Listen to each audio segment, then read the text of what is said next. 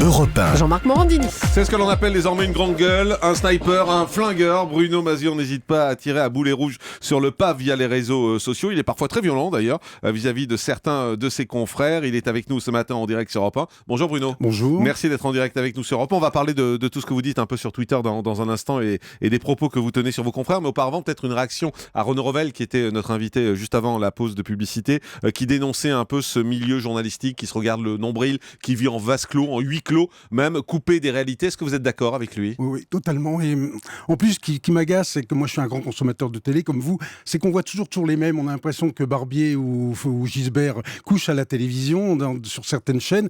Il y a un tas de journalistes, notamment d'éditorialistes de la presse de province, qui ont un talent fou et qu'on n'entend jamais, qu'on ne voit jamais. C'est ça qui m'agace. C'est toujours les mêmes, quoi. On tourne en rond. Et les journalistes parisiens sont coupés des réalités. Renaud Revel citait par exemple les affaires qui ont fait des heures et des heures d'antenne. Il donnait l'exemple du Grand Journal en particulier, où ils ont débattu jour après jour de ça. Et visiblement, ça n'a pas d'impact sur les Français. Ouais. Il n'y a pas une vraie passion des Français pour ça. Non, mais il le disait, on a le nez sur le pare-brise, quoi. On s'excite sur des choses qui n'ont pas vraiment d'intérêt, qu'on oubliera le lendemain et qui effectivement n'intéressent pas les Français, clairement. Et ça, c'est nouveau. Non, que les journalistes ne franchissent pas le périphérique, ça a toujours été comme ça. Les journalistes sont passés à l'écoute des gens. En fait, c'est une caste à part. C'est un monde à part. Ils vivent pas. D'abord, ils ont en général un bon salaire, donc ils vivent pas les difficultés des Français modestes. Et puis ils vivent un peu entre eux, c'est vrai. Ils ont fait les mêmes écoles, ils se marient entre eux, ils couchent entre eux et ils fréquentent les mêmes personnes, quoi. Il y a j'ai fait tout un bouquin là-dessus de 500 pages. Effectivement, il y a une espèce d'endogamie.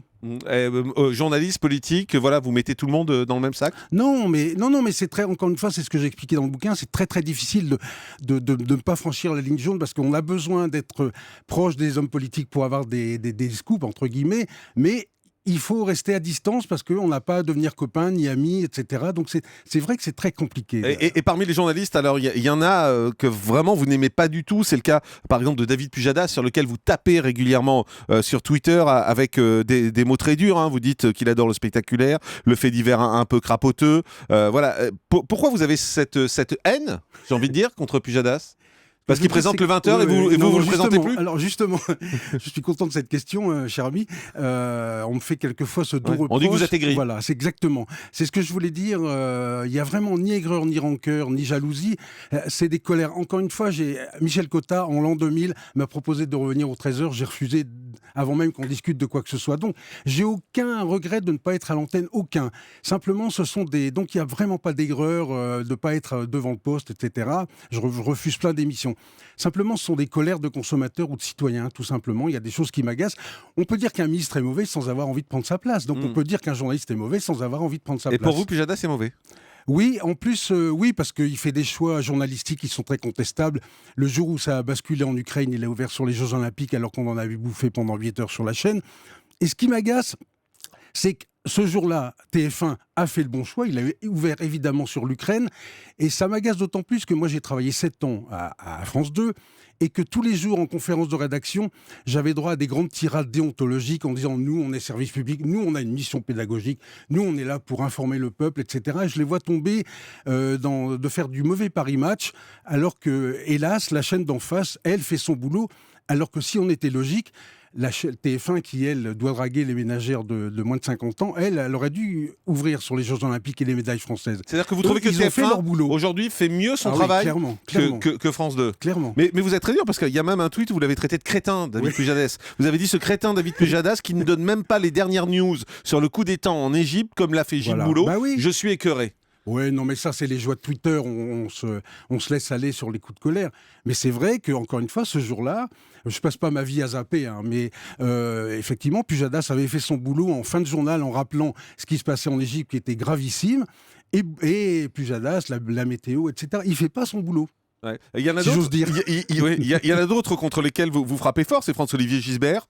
Alors, on comprend que c'est pas à prendre au premier degré, bien évidemment, mais vous avez tweeté par exemple, quelqu'un peut-il abattre sans sommation ? Non, c'est pas sur le début, c'est plutôt ce tocard de François-Olivier Gisbert. Donc, c'est quand même très dur les mots que vous employez contre vos confrères. Oui, non, là, je regrette. J'aurais dû dire on va l'envoyer en maison de retraite. Ça aurait été plus sympa. Je voulais pas évidemment le menacer de mort, mais c'est ce que je disais en début, c'est qu'on entend toujours les mêmes qui disent un peu tout et n'importe n'importe quoi. Voilà. Mais pourquoi alors, Gisbert la question qu'on peut se poser, c'est prendre le problème autrement. Pourquoi on fait toujours appel aux mêmes ? Parce que là, on revient à la conversation du début, c'est une société de copinage, quoi.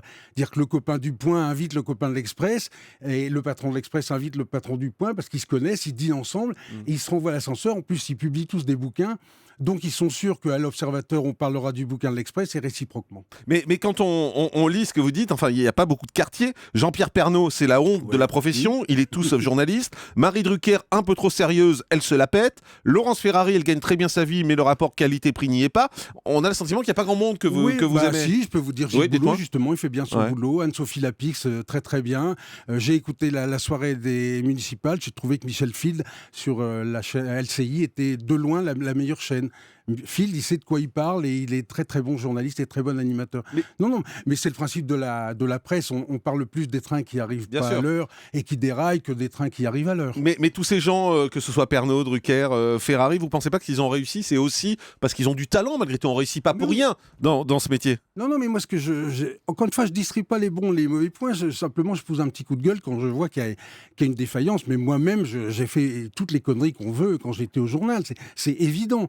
Et à l'époque, il n'y avait pas Twitter, sinon j'aurais succombé sous un tombereau de tweets. Non, c'est pas le problème. Simplement, j'ai peut-être une voix un petit peu différente par rapport aux autres, c'est que je sais comment ça marche et la plupart, je les connais. Mais quand vous critiquez France 2, par exemple, le journal de 20h, vous savez bien que c'est pas Pujadas tout seul qui décide de ce qu'on met dans un journal de 20h. En l'occurrence, si. C'est ça le Il problème. y a plusieurs rédacteurs en chef, ils sont nombreux à décider. Il a phagocyté le poste. Clairement, il est seul maître à bord. Quoi. Ouais, vous avez le sentiment que c'est le seul maître à bord. Mais la direction n'a pas l'air de se plaindre. Ah non, mais c'est leur problème. La rédaction non plus. Ça, j'en suis moins sûr. En tout cas, on les entend pas. Alors, il est fontaire. Mais moi, j'ai des échos des confrères. J'en suis pas sûr. Et bon, résultat des courses. Le journal de France 2 est beaucoup moins regardé que celui de TF1 et c'est à mes yeux justice. Vous avez écrit aussi sur Antoine Decaune. Antoine Decaune face à un responsable politique, c'est la poule qui regarde le couteau ou inversement. Il n'est pas à sa place quand il interroge les responsables politiques. C'est pas qu'il n'est pas à sa place, on sent bien que c'est pas son truc. Quoi. Lui, son truc, c'est la musique. Il est extrêmement compétent quand il s'agit d'interviewer un rocker ou quelqu'un de cinéma parce qu'il a fait du cinéma. On sent bien quand il est face à un ministre, c'est pas son truc. Quoi. À la limite, on a un peu l'impression qu'on lui a écrit les questions avant. Mais c'est normal, on peut pas être bon en tout. Moi, je suis incapable d'interviewer un rocker. Vous aviez envoyé un taisez-vous à Jean-Pierre Elkabbach qui vous avait répondu. C'est votre rêve depuis que je présidais France Télé. Vous avez la nostalgie de l'époque où vous présentiez le 20h en pantoufles. Soyez moins amer, confraternellement. Non, mais taisez-vous, c'était de l'humour parce que c'était justement, on envoyait des tweets et c'était un petit rappel à Georges Marchais. Mais non, mais Elkabbach, moi, j'ai pas de conflit personnel avec lui. Il a eu la grande intelligence de pas me virer quand il était PDG de France 2. Donc, il aurait peut-être dû, non ? Il n'y a pas de problème. Allez, on se retrouve dans un instant. À tout de suite, c'est Europe 1. Le grand direct des médias, Jean-Marc Morandini.